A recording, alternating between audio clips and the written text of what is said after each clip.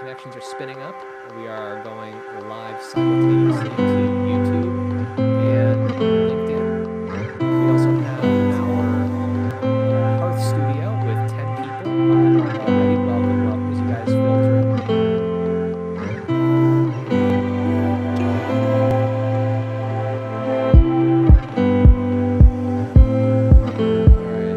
Fade out our lobby music here and welcome everybody here as folks filter in. I'm seeing that number tick up in the Hearth link. We are having folks come in. We've got 12 people now, more and more joining. Welcome, guys. Welcome to another Heartbeat tutorial session.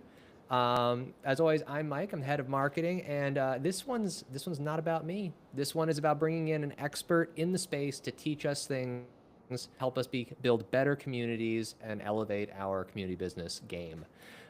Super excited to have this session, how to get volunteer leaders in your community, hosted by Nivi. Nivi, thank you so much for being here. Super excited to see what you have in store for us. Do want to go over just a couple of house rules here. In general, the way we're doing these now, these are live streams, so this is simultaneously casted out to LinkedIn, to YouTube.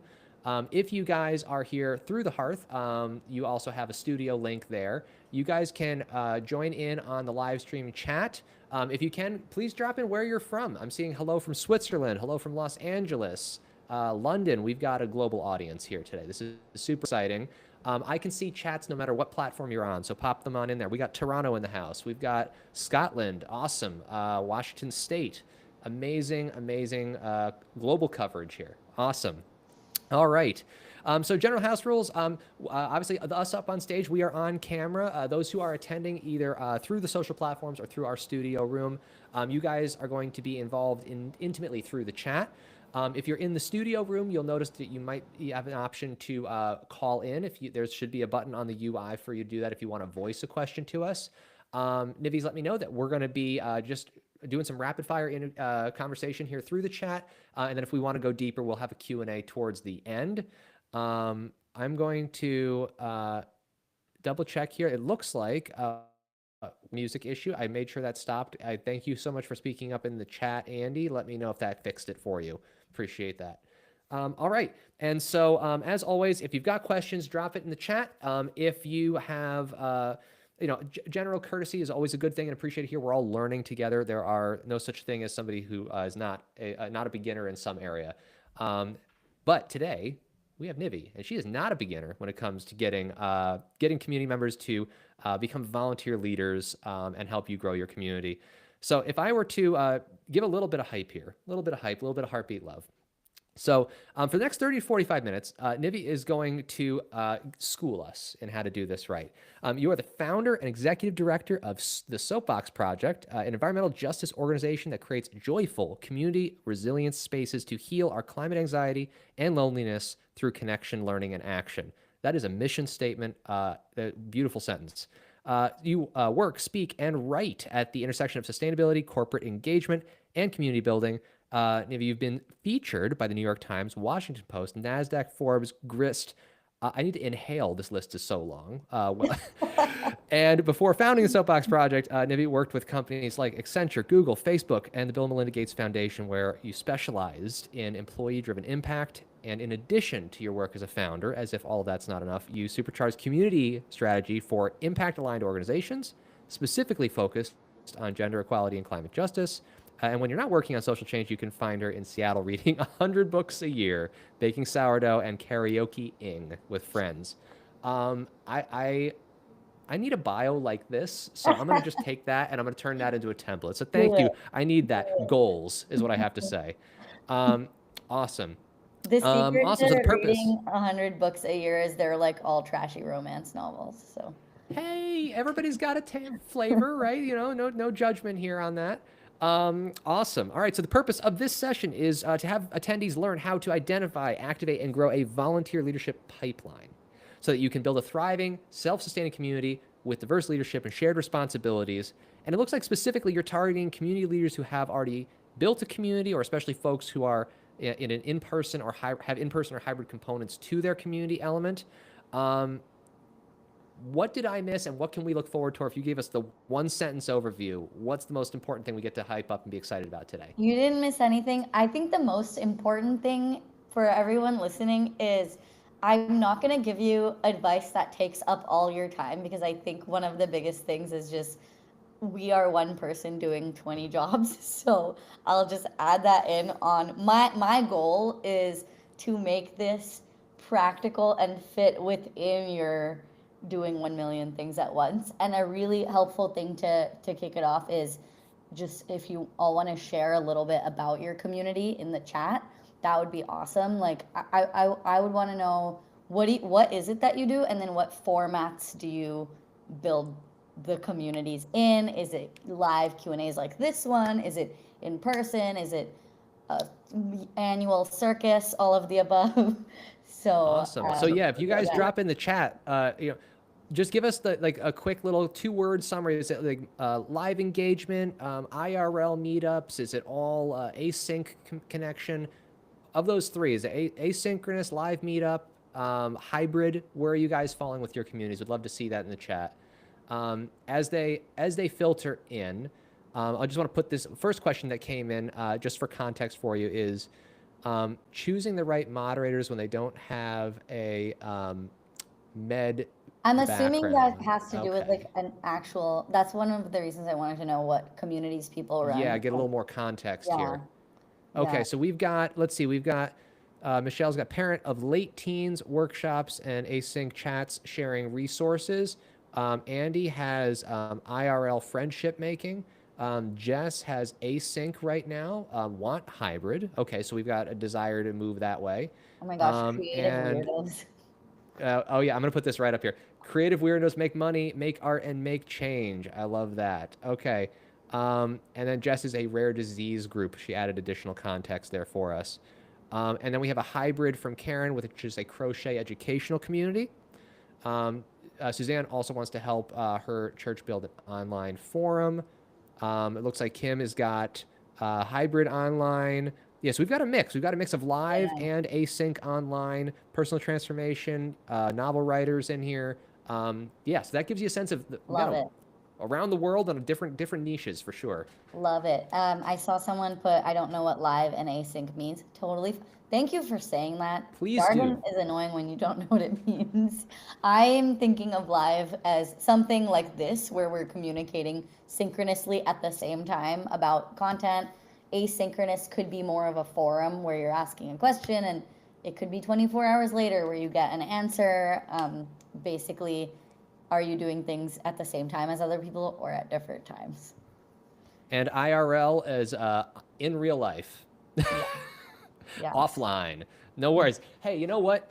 I love when we break down jargons and acronyms. I am guilty of it. I'm a marketer. We use a lot of acronyms, so I apologize. So definitely call it out. We will define everything. We'll get it all figured out for you. All right, Nivi, why don't we look forward to kicking it off here? We've got like somewhere between 30, 40 minutes of the body of this presentation. Would love to start getting into it and get us started. Okay, let's get into it. Before I share my screen, please interact with it, ask questions. I have the chat popped up on the side, so I will be seeing your questions. Mike said this earlier. Apparently there's a way for you to like call in and be in this conversation. You don't have to do that, but you have the I will actively encourage things like different case studies, challenges. We can scale, like I think the biggest value of presentations like these can be learning, not just from me, but from each other. So I'll just put that out there. We have, a group of amazing people that are all building communities, and I want you to have space to learn from each other too. So that said, let me share my screen. Mike, tell me if you can see it. I can see it, and it's looking crisp. Well done. Fantastic. How to create true volunteer leadership in your community. If you see the tiny text, you'll see it's our librarian training. That's just, we call our volunteers librarians because we want to build libraries. It's a whole thing. I won't get into it right now.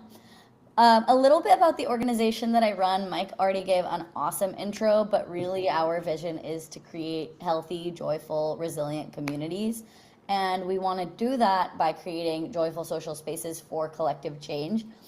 some context for you as fellow community builders is currently we do that in 3 locations. The first one that we ever did that's still going is online. So we have a virtual membership community, and then we have a location in Seattle and a location in New York. Some of our most fun pictures come from our in-person events, but we do have like a very significant virtual component to it as well. So that's a little bit about us. Jess asked where I got my sweater. I got it in Mexico City from some street vendor that said it was from alpacas, and I thought that was cool. I have no way to verify, but it's very soft. So that's a little bit about me, about my sweater, about Soapbox. I'm a very hectic person, so I'm gonna invite everyone to join me once I finish talking, to just do this little GIF 3 times. I won't know if you do it or not, but I will be taking time to center myself. So once this resets, we'll just run it 3 times. Starting now.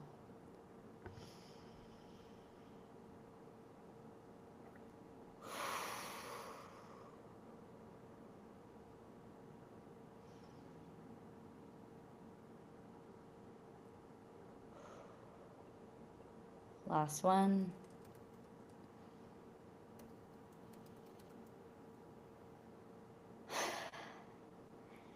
God, I just have a minute to breathe sometimes, you know? So whether you join me. So good. I found that like very grounding. Thank you for including that. If nothing else today, I hope you took some time to remember to breathe. Okay, let's start here. What is your biggest challenge with volunteer leadership? Ignore the intro yourself. I thought we might be in in-person breakouts, so you can ignore that. But what is your biggest challenge with fostering volunteer leadership? Drop it in the chat. It can be a sentence or a word, but try to make it a little general. So like maybe managing, like time management, prioritization, whatever. But I want to get some, yes, Suzanne, do I have the energy to train them? Huge. What else? What are some of your let's get a couple 1-2 word biggest challenges with fostering leadership, right? It's like for me, I'm thinking, you know, because I was promoted from customer to team member, right? So I myself have a heartbeat community, and I've been thinking about volunteer leadership, and I even looked at how do I get folks who are paying to be there to then pay me for the privilege of doing work for me. Yes. I'm right? seeing The dynamic so many, of that. I'm seeing so many things here that resonate. I encountered all the same challenges: energy, guidelines, like process, quality, not paying people and not wanting to take advantage of their time. That's a big one. I'll give it a couple more seconds to see if anyone else wants to put some things in the chat. Yeah, I'm cycling through them as they come up here just to put them up on screen. We got great questions, guys. Suzanne, Jess, Michelle, Kim, thank you all for the input that you have here. Some of us may not know what we don't know. Some of us may not even be able to articulate the challenge that we potentially face. There's the unknown unknowns.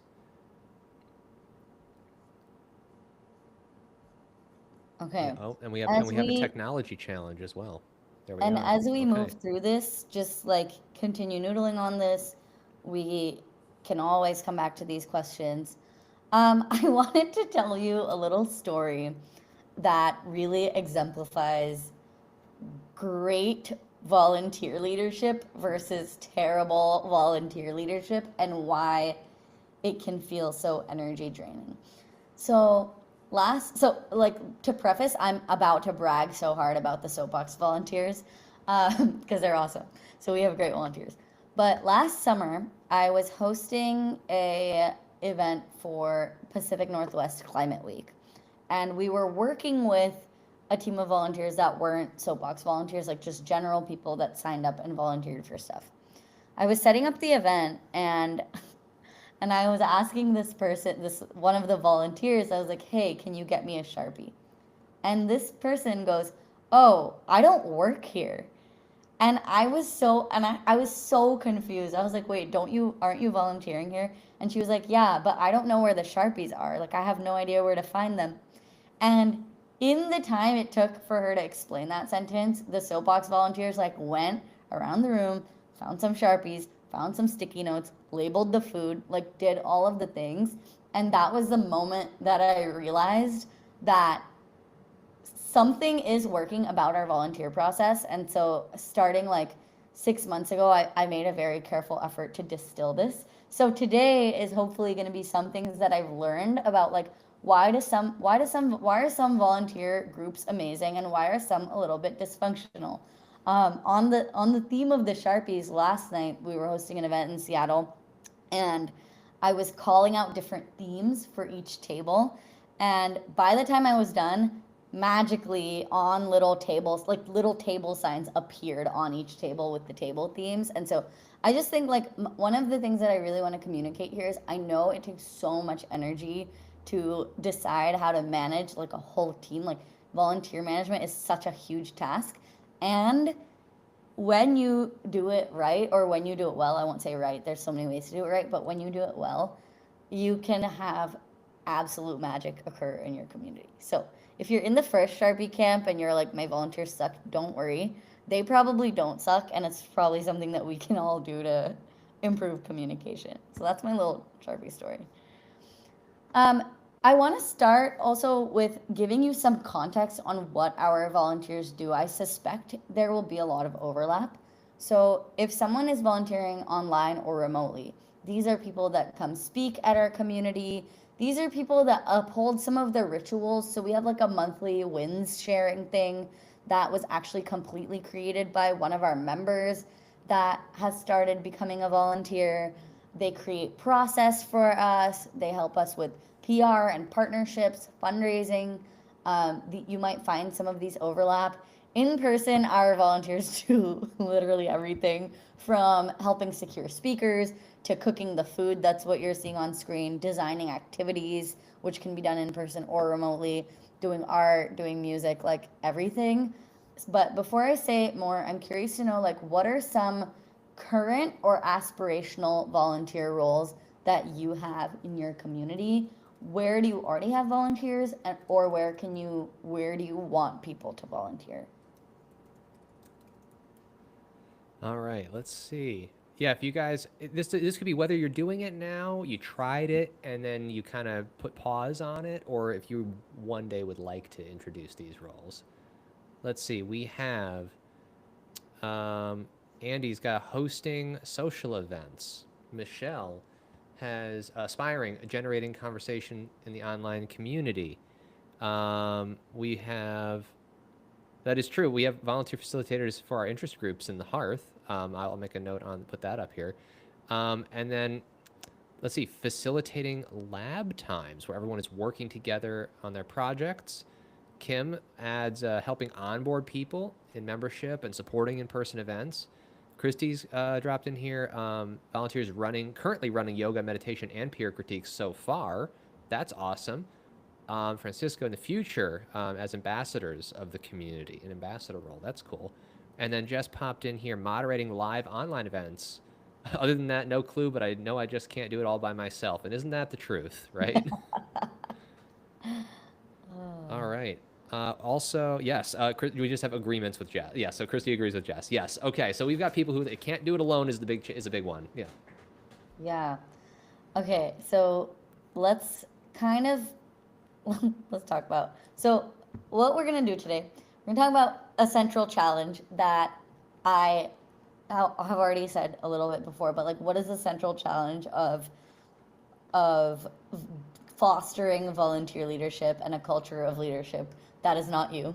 Some fails and frameworks. Specifically, I have 2 frameworks that I think they really helped me. I think they would really help you, take it or leave it. And then we'll spend some time actually talking about implementation. So we'll be using the chat there to kind of like give yourself commitments for where you're going to carve out time and where you are going to prioritize. So that'll be like the last few minutes of this. So that's what we'll do today. Say like woohoo or something in the chat if that sounds good, because I can't see your faces. Yeah, drop in some affirmation if that plan sounds good to you. Oh, we got a woohoo. We got a literal verbatim woohoo. I love it. Thanks. Sometimes you just need a woohoo in the chat, you know? Oh yeah, totally do. Okay, this is the central challenge as I see it, that no one has time and energy to delegate stuff to volunteers, but you have to do it anyway. So I saw this a bunch, both in the beginning, someone was saying about energy. Jess was saying, like, there's just so much stuff I don't even know, but I know I can't do it myself.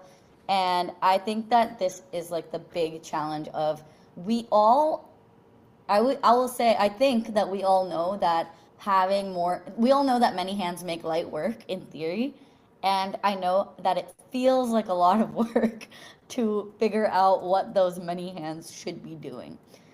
I want to just reinforce some of the magical upsides. I know my Sharpie example was like a little small one, but some things that can be so life changing is unlocking absolutely unbelievable visions. You, as a community leader, are just one brain. Your brain is awesome, and I don't doubt that, but you are just a one person with one brain. And just the what I have seen firsthand is just like absolutely undescribable in the amount of creativity that has come to our community through volunteers. I think the trade off, I saw this in the chat too, is quality control, right? That is so real. I have personally found that when you set up a really good volunteer process and then you trust your volunteers, things happen where like the upside far outweighs the little snags that occur. So that's the first thing. You get a moral support team, you get more woohoos in the chat, more woohoos in real life. It's great. Especially for me, like I'm a team of one staff and the one staff is me. And so I honestly rely on volunteers to just be like, I love Soapbox. This is great. That I cannot even overstate how important that is. Creating more leaders is awesome. There are very few things that I find satisfying to see someone come out of their cocoon and become a little butterfly and just like really step up as leaders. I think that's like a really magical thing to be seeing. And also, community is about building shared purpose and fostering each other's growth, right? I'm assume we all think that because we're all community leaders and all of you are building around shared purpose. And sometimes it can be hard to find the through lines of the shared purpose, but when you have a really strong volunteer team, they're basically holding the vibes and holding the purpose for you. So probably you know all this stuff, but I just want to reiterate that the upside of creating volunteer leadership far outweighs the downside, and there is a downside, and it is time and energy. So those are some things. But there is a balance. There is a Yes. balance. And I it's do hard. want to make a quick shout out that we did have Whitney did attempt to use the call-in feature. So Whitney, if you're still streaming out there, if you did have a question you wanted to voice, I noticed the note said just interested in listening. So I didn't want to throw you up on stage if you were just interested in listening. But if you do have a question, by all means, you're welcome. We can put your voice out to everybody here. So go ahead and hit the button again if you wanted to. And if anyone wants to, if you're like, yes, have a, anyone who's in the Riverside studio, which is the link that we had put in the hearth, you can call in. That is an option if you want to voice a question directly to Nivi, and to the rest of us, you can do that for sure. Otherwise, we will continue using the chat, which you guys have been blowing up with lots of stuff. Okay. Any little thoughts or questions so far? We just got a smiley face from Whitney. That's all we got. So I'm going to share that. We just got some happy vibes. Love That's a happy good. vibe. Not right. Whitney said, not right now. Never used the app before. No forgiveness required, Whitney. We're all learning, and we're all having a great time. Just learning out loud. That's what we're doing. Okay, I said this before, but we will go over a reasonable and practical approach to volunteer leadership that won't overwhelm you. Maybe it will overwhelm you a tiny bit, but not a lot bit. So I'm like scared to say that's what I promise you in case I don't deliver, but that is my aspirational promise to you. So, no, that's wrong. Okay, so in the little agenda of, wait, I'm gonna go back. So in the little agenda of what I was talking about earlier, there are some reasons that I think that fostering volunteer leadership fails. And this is my take on what I've learned through my own failures, is that these efforts are too task-based. We misunderstand hierarchy and power, and we are bad at prioritizing.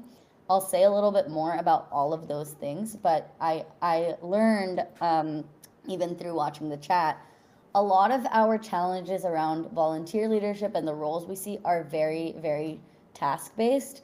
And we can't start with the tasks. We need to start with the humans in our community. And I think that, again, as community leaders, we know that, but it's so hard to take our own advice. So these are reasons that I think volunteer leadership's efforts fail. This is like where I have gone wrong in the past. I made like a sign up spreadsheet and people signed up for tasks and then no one did their tasks. And I'm curious to know in the chat if anyone has like a little sentence long story of if you've tried to foster volunteer leadership and you've failed, what do you think you did wrong?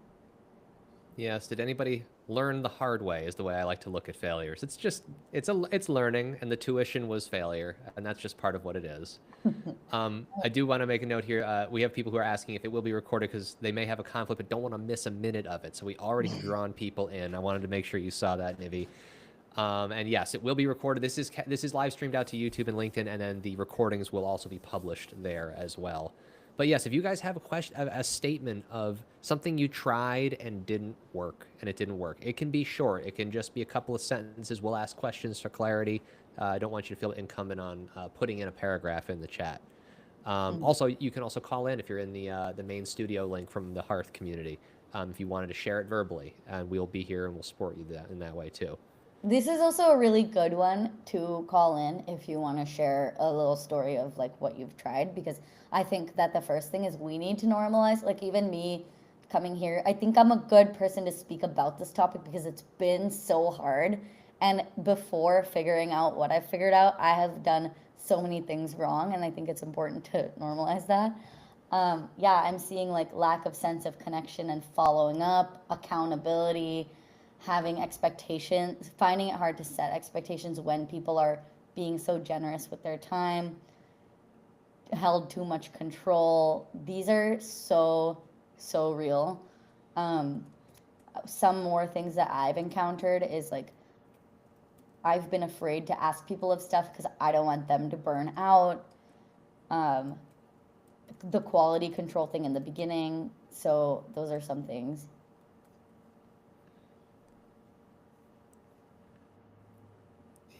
Yep. Yeah, talking about control. Yeah, there's a lot of variability. There's a lot of shared experiences. We have variety, but it's amazing how much of a common thread we have between these.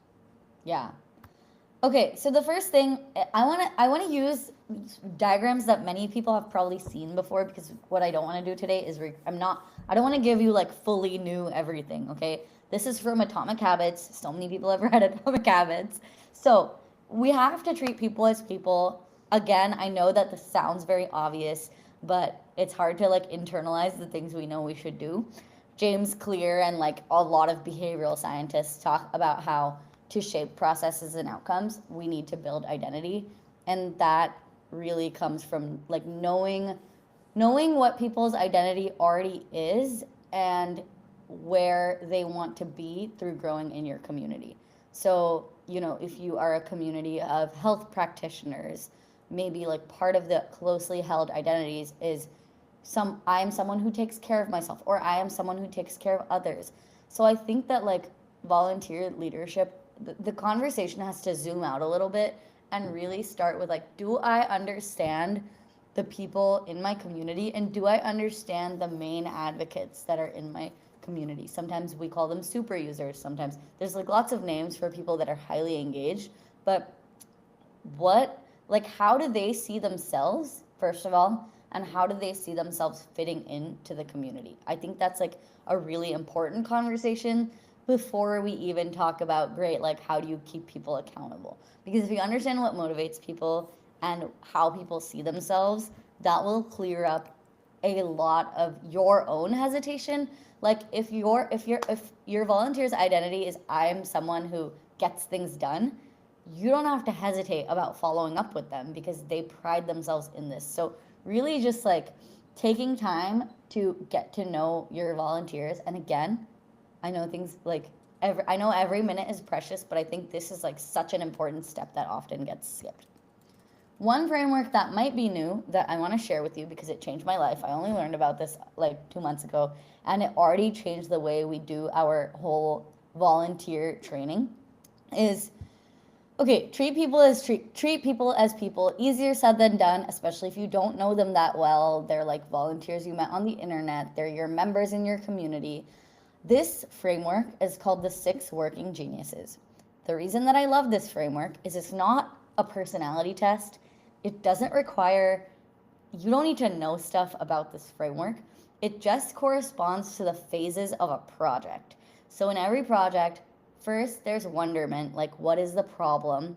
Next there's invention. So it's like for Soapbox, it's like we want to solve climate anxiety. Do we build an app? Do we host dinner parties? Do we make a podcast? That's like the invention phase.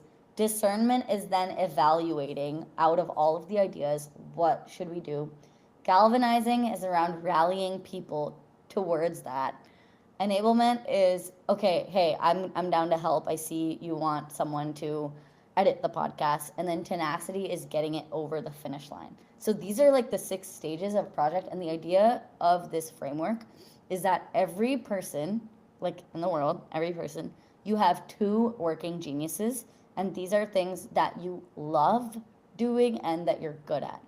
So take a minute. We can like, I'll let this sink in, so don't feel like you have to immediately take some time to look at this. And I want you to put in the chat, looking at this, what do you think are your 2 working geniuses? So phases of the projects that you are great at and phases that you really love doing.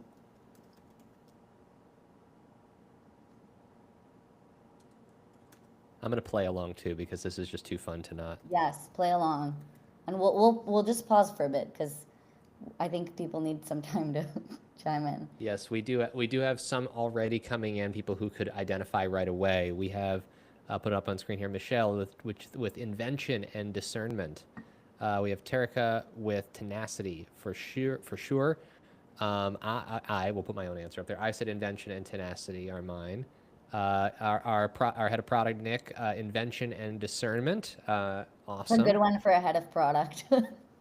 Kind of works, right? Kind of works. Wonder and invention from Kim. Discernment and enablement from Whitney. We have invention and discernment from Andy, a fellow product person, it looks like. We have also invention and discernment. Invention and discernment. Ooh, that's a popular combo. Oh my gosh. Popular combo. That is really interesting because, okay, so the next question is, so everyone has 2 working geniuses, 2 that they're kind of mid about, and 2 that are their frustrations. So next, I want you to share what are your 2 frustrations. And I'm finding this really interesting because I learned discernment is not my thing. I don't want to make decisions. I don't want to like tell you which color tablecloths to put on the table. Like I hate doing that. So I find it really interesting that a lot of people here are discerner geniuses. Which 2 bring you a lot of frustration? And you don't like doing them, and it makes you sad. Oof, let's see here. I'm gonna read the chat in a minute. I'm also answering honestly. No, answer it, and then I'm keeping an eye out. Tenacity, galvanizing. This one's a little more widespread. I'm seeing a bunch of galvanizing as frustrations. All right, yeah, so we have, let's see, tenacity and galvanizing. We have galvanizing. We have galvanizing and enablement. We have tenacity and enablement. Discernment and tenacity. We have galvanizing and enablement. Galvanizing and enablement, but the other way around for me. We have tenacity and wonder from Whitney, and we have a thoughtful enablement and tenacity. And they don't have to be steps next to each other, correct? No, they don't necessarily have to be. So my 2 geniuses are wonder and galvanizing. And I think that's why some of the community leadership stuff has come very easily to me, especially with the galvanizing. Like, I know how to ask people to do stuff. And that's, like, as a galvanizer, your role is to, like, once the idea has been discerned and stuff, you are like, okay, everybody, help me build this community. So I have an unfair advantage of loving and being good at galvanizing. So good news and not good news for everyone here. I think you you need a galvanizer. Doesn't have to be you, okay? So if you're like, I freaking hate this, but I'm good at discerning, that all of these, there's no right or wrong answers to this, but it really, really, really will help you if you have, specifically around volunteer management, if you have a galvanizing strength or a person that you can put in charge of galvanizing. And Whitney, you just asked, would you recommend explaining this to potential volunteers? Absolutely. So last month we had a volunteer brunch and I had everyone put like their 2 smiley faces and their 2 sad faces. And it helped so much because, as I said, yes, pairing up as a team. And as I said, like, I don't want to know where the tables go. Like, I have no interest in evaluating these decisions. But so many of our volunteers were like, I love doing this. So many of our volunteers are in the enablement category where they're just like, enablement is kind of like put me in coach, okay? So that it was just like a really, really fantastic exercise and very eye-opening to see. I was the only galvanizer and everyone of our volunteers actively hated doing it. So now moving forward, to make Soapbox continue existing, like we do need people that are not me that can rally the support, you know? So this also helps when I'm thinking about how to build up new volunteer leadership and where the gaps are. Like we have a lot of enablers on our team. We have like people that are feeling good about the rest, but galvanizing, I am literally the only person out of like 20 people. And so I'm like, okay, we gotta solve this. So that's, I think that sharing this widely with your like work team, with your at-home domestic partner team, your family, like this will answer a lot of questions on like why some parts of your household, life, job, community are highly functional and why some things don't get done. Like I have no tenacity. I take the spices out of the spice cabinet and I forget to put them back. So So you're not a completionist in needing to no, finish no, finish I the am things. not. Yeah. Okay. And like, I think that's why I also am not a perfectionist because I just I don't care. Like if it's like 90% good, I'm fine with it. So Now, do you find that there's an ideal ratio? I'll voice this question of like, do you need to have one of each category, or is it bad to have only one galvanizer if you've got five people per every other category? Are you outnumbered at that point? Like, or do you think it really doesn't matter by quantity at that point? I think it depends on what your tasks are, right? So like if you are running a futurism community, you might want to make sure your volunteers are also big on wondering and maybe big on invention. For Soapbox, for like the fact that a lot of our programming is events, is like live things, is a lot of moving parts. Um, we really need the enablers. Like we just need people that are down to help. So I mean, maybe the authors of this framework, Patrick something, would have better ideas on if there's an ideal ratio. But I think for me personally, I want to at least make sure that there's some amount of, there are some people that really love each category. So that's my personal take. Does anyone else, other than Mike, I love your questions. Does anyone else have questions about this framework, whether it's like use cases or like something that just entered your mind right now that you want to ask about, or like how it fits into leadership? Any questions about this? Or Yeah, thoughts? but Or did you like it? Are you like, this is, yeah, let's just do a reaction. Even if you yeah. guys can pop in the chat, just pop in a reaction about is this amazing? Was this eye-opening? Was this hopefully not depressing? It could be, Were if the it's depressing, that's good to know too. Like, Right, yeah. Let us know how you're yeah. feeling about this information.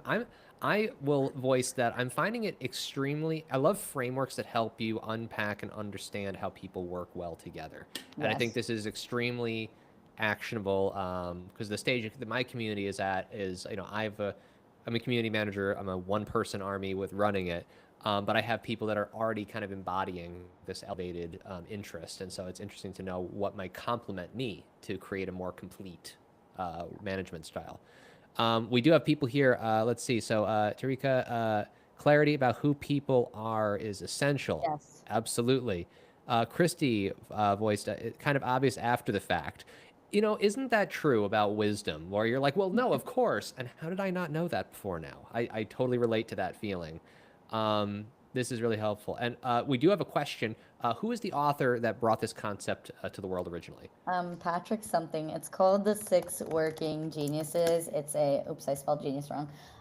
It's a book. They have a website. There's an assessment.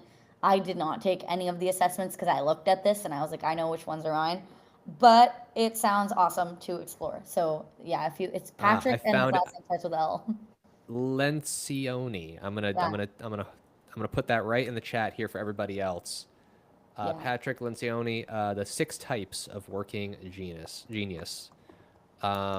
Awesome, and I hope I got the pronunciation of the name right. I do not always trust myself with it, but there we are. Okay, and Patrick's not here. okay, So. we got multitaskers on this. So Christy covered the same thing. Christy found it. Thank you, Christy, for doing that. Didn't mean to jump you in the chat. And then yeah, pro tip: the Libby app. Share more about that, Nivi. Okay, Libby app, if you don't know what it is, if you have a library card, if you don't have a library card, get a library card. I don't know if this is international, though. I know there's a lot of people outside the US, so I'm not sure. This is, for my knowledge, at least in the US. Get a library card and then get the Libby app, and then you can read audiobooks or on your Kindle or ebooks or whatever. And I got this book from my library. That's how I read so many books a year because they're all free. So. Love it. Love it. Knowledge is out there. All you got to do is get it. Out there. Yes. Okay. Very quickly before we move on, like this is like a 15-second rapid round. Any other frameworks you use already? I'm always fiending for new frameworks. Anything you use already, we'll give it 15 seconds and we'll move on. Yeah. Let's do a 15-second round, guys. Anybody else structural frameworks? I'm thinking of strengths finders. As far as like understanding yourself and the way that the things that help you motivate and do work.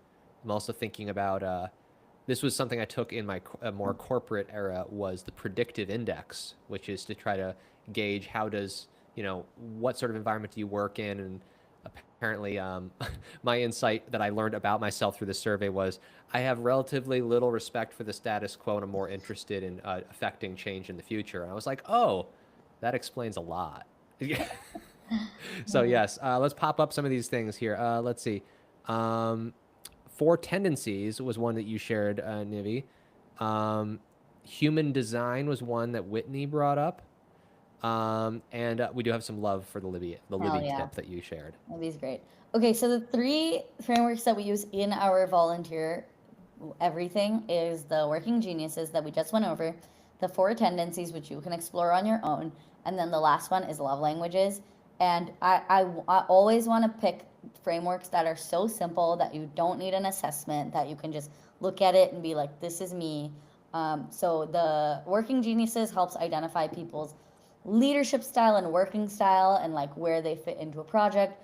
4 tendencies is kind of like what external or internal factors motivate you.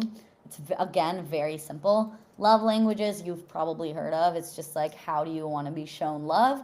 And if you don't want to use that word for volunteers, I don't know, how do you want to be shown positive reinforcement, I guess? But it's very helpful. Like one of our volunteers was like, I hate words of affirmation because I feel like they're empty. And I was like, oh, dang, because I've been complimenting you all day. So it's really been helpful to know, like, some people love words of affirmation. Some people just want to be shown acts of service. Physical touch is less relevant in a volunteer team, but it's good to know, like, if you're in person, do people like hugs or not? So, Whitney, why wouldn't you want to use love? I don't know. Some people want to really have a sterilized view about professional working situations. They want to keep the language platonic only. Yes, perhaps. exactly. Yes. Okay, so again, to wrap up this part, volunteer leadership efforts often fail because things are too task-based. We don't zoom out and like think about who people are. And then the last 2 things I didn't go over, I'm going to go over really quickly. Let me see. I don't think I have a slide for that. Yeah, no, I don't. Okay. Carrie Melissa Jones, who is fantastic, and I love her. She's a community builder. If you don't know her already, you should know her, and she's awesome. A few months ago, or like a year ago, one of our volunteers was like, hey, Soapbox is awesome, but it's like kind of a cult of personality because of you, Nivi. And I was like, oh no, am I starting a cult? help. And so I asked Carrie that question, am I starting a cult? Please help. And she gave just an amazing answer that was about giving people choice and all of this stuff. But she also said to me, as a leader, you have a responsibility to be the face of the community. You should not be the only face, but it is your job to show up and it is your job to direct people. And you cannot shirk your responsibility as a leader. And your job as a leader is also to create more leaders. And that was really important because I find that often, and even in this chat, people are like, oh, we need to like let people have autonomy. I don't want to ask too much of people. I don't want to control people. But like hierarchy is not inherently bad. It can be bad, and we have seen in society very bad like abuses of power, but like power in itself just exists, okay? And it's really, really important for people to know how the hierarchy works because there always is one. And so I like it is your job. I want to just share what Carrie said to me. Like it actually is your job to tell people what to do and tell people how things get done in the community. I know it can feel like you're asking too much of people, but people need clarity. They need to know how things work. They need to know whom they're accountable to. And that also helps them grow as leaders on their own. So for Soapbox, there's always a hierarchy. I'm not always at the top. Like if I put someone in charge of running an event, they are the boss of me. And so I think it's just like really good to know the circumstances and the hierarchy and the power. And that is, I think, something we often misunderstand. So yeah, that's one thing. And then the last thing, I won't spend too much time on it, is this is a problem I have too. I'm not always good at, because I'm bad at discernment. I'm bad at prioritizing like what are the easiest to delegate tasks. So I won't go over that one too much, but I think that's a common theme of like why volunteer leadership efforts fail. For I'm sure. gonna I pause. think there's so much good here. I put the chat, like, we're dropping some wisdom. We're dropping deep wisdom here. I really appreciate this. And honestly, I feel like these sessions could easily be 2 hours. We could do a marathon set. Like we could do that and it would still be interesting an hour from now. I wanted to float a couple of questions here just to make sure we close the loop on that before we do our final closeout. Whitney, want to know, are you curious about the 48 laws of power? Are you familiar with that framework? I'm familiar with it. I read it a very long time ago when I was in high school, where I was like in my ego trip era. So the lens in which I learned that was more of with like an unhealthy relationship with power. I have not since revisited it. But you can share your thoughts in the chat if you want to. Do I have a For decision sure. matrix framework? No, I don't. I have an accountability framework called Darcy. Hold on. Oh, I that's dropped it in exciting. the chat. Darcy, yep. Okay, so DARCI. Yeah. Oh my goodness, there is so much. There is so much. I'm double checking questions. We had one farther up. One of the first questions Jess had dropped in was choosing moderators when they don't have a medical background. Now that I understand that her community was more medically focused, how do you balance needs of management with credential or experiential context that people might need to do the job right?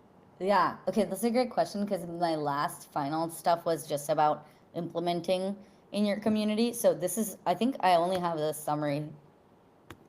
Okay, yes. Okay, this is gonna be a little bit roundabout, but it will at least partially answer the question. So to summarize, treat people as people, give clear instructions, because it is better for you to give those instructions and then people say, no, I don't have time for this, I'm just a volunteer. But like when you lead with clarity, people then have the choice to say yes or no. And then finally, close the loop. Like if you give someone a task, follow up with them. If the task is done, celebrate it, acknowledge the difference. And then something that I love doing is, I just think like your first volunteer contact is a gateway drug into the entire world of like being more and more engaged. So you can start people small and then like continue increasing the size of things you give them, and clarify, like you're not forcing people to do anything. So Right. that is a summary, but to answer the question about like moderation and like different people not having a background, I want to show you I want to show you what we actually have because I think it's helpful to see. Hold on, For sure. I'm Yeah, gonna if you need to reshare switch it. screens, and I think we've got about 8 minutes left anyway. So yeah, we'll do this demo, and then I've got a couple things I want to show people before we're done, and we got this. Yeah, let's get into it. Okay, so like I'm gonna zoom out the overall question so it's a little more applicable. You know, not everyone runs a medical community, but I think the question is like, how do you make sure that moderators with all different backgrounds are still guiding your participants in a way that makes sense for your community? Over here, one thing that we did is like, this is a very, very detailed, what, like, this is kind of the behavior piece of like, what is the vision, mission, values, and like the specific behaviors you need to cultivate in this community, skills and core competencies. And then we have actually like a whole moderation. I'm just gonna search for it because I don't know where I put it. How to moderate. I can I was planning to like write this into an actual article so people could have it. And so this might help answer the question is like make it very clear to people. I'm not expecting you to read this right now, but make it very clear to people what their responsibility is as a moderator. Is it to know the medical system? Maybe it is for you. For us, it's like your goal is to guide the audience safely and effectively through a finite learning journey. So we wanted to really clarify what those definitions mean. And then, let's see. Yeah, just like some basic culture setting things on like non-negotiables for Soapbox Q&A and Soapbox moderation. Um, some notes. Let me see if there's anything else relevant here. But yeah, some like set questions we ask every time that comes up. And you might notice like none of this requires a degree in environmental science. This just requires you wanting to be trained as a moderator, and then some notes on language that we like to stay away from, that kind of thing. So this obviously took some time to put together, but it has made a huge difference because it's helped people really learn the skills of how to moderate. So was it you, Jess? I don't remember. Whoever asked that question, like really figuring out, you already said like I don't want people to be prescriptive, so figuring out what your own version of that is, of like what is your actual job as a moderator, how do you do that job, and like some tips basically. Okay. Awesome answer. And thank you for broadening that, because I think there are questions about this in general, whether, oh, like, oh, I have a business community. What if I have a volunteer who hasn't made $1 million yet? Or what if there's a whole lot of context you can see that balance becomes important. Awesome. So what I do want to do, I want to bring everybody back together. In our last 5 minutes, I'm going to go through three things real quick. One, I would love to pull together a waterfall. Think about this while I'm sharing the next thing. What is one thing that you want to take with you from this call? So like almost put it in the chat, but don't send it. Put it in the chat, just like park on it. I'm going to have you guys send it in a sec, but I do want to show you guys a screen share here about something that we'd love to give you as a thank you for attending. I am going to share this window. I'm going to share in Notion. And yes, it went through. Okay, awesome. Thank you, Riverside. All right. So what we are sharing here is that we have this special offer. If you guys obviously know, Heartbeat's a great platform. Biased, I understand, but I think it's a great platform for building community, for fostering communities, and sharing this responsibility, expanding your leadership. So if you guys haven't thought about spinning something up yet, and you're going to be brand new and you want to try something, we'd love to offer, just as a thank you for being here and listening to us and to Nivi, 50% off for your first 3 months. This offer will just be valid for the next 2 days. So if you've been on the fence and you're thinking about it, this is your moment where there's less barrier to entry. You can get some time to get this thing stood up and start putting into practice, building the community, and fostering some early volunteers. Heartbeat.chat/Nivi. That is in the chat. There is also a couple of great links shared here from Nivi about where we can find you and get more about you. I do also want to let you guys know that we have a variety of events coming up next. More things to help you build community businesses to become a more skilled, more competent, more confident community business owner. Volunteer Leaders was today, how to future-proof your members, retention accelerators. This is a full calendar, and it's constantly growing. So if you guys aren't in the Hearth, sign up there. It's a community for community builders, and there's more things in the calendar that you can RSVP to. Now, with that all said, I am going to the screen share, bring us back up full screen here. Now, what is that one thing that you're taking away with you from this call? I would love to hear it. I'm going to put the question in the chat. And now if you guys would just start dropping those in, let's just have a nice waterfall of all the things that you're taking away from this call. I know there's so hard to pick one. I'm going to try to get one thing at a time here if we can. It is worth doing, and I can do it, from Michelle. That is a beautiful attitude. We have focus on the person, not just the tasks. Yes, that is exactly right. I loved the widget framework, which I'm trying to say and type, and my typing accuracy is not permitting me. All right. We have creating a guide for volunteers, and then using widget for people to find what they love. Also, Heartbeat is awesome. Oh, thank you. Thank you so much for that. That was unexpected compliment. That our job is to create more leaders. Yes, as a leader. And the widget framework, the recording, Bianca, do not worry about it. This will be immediately available on YouTube and LinkedIn. This was live streamed to both platforms, so you'll have it there. We'll also post about it in the Hearth. Awesome. We have a website from Nivi there. And it sounds like it was a great call. Yes, this was great. You definitely catch all the vibe if you watch the replay. Totally worth doing. I know for me, the biggest thing is just, even though you're in charge, you can have a healthy relationship with hierarchy.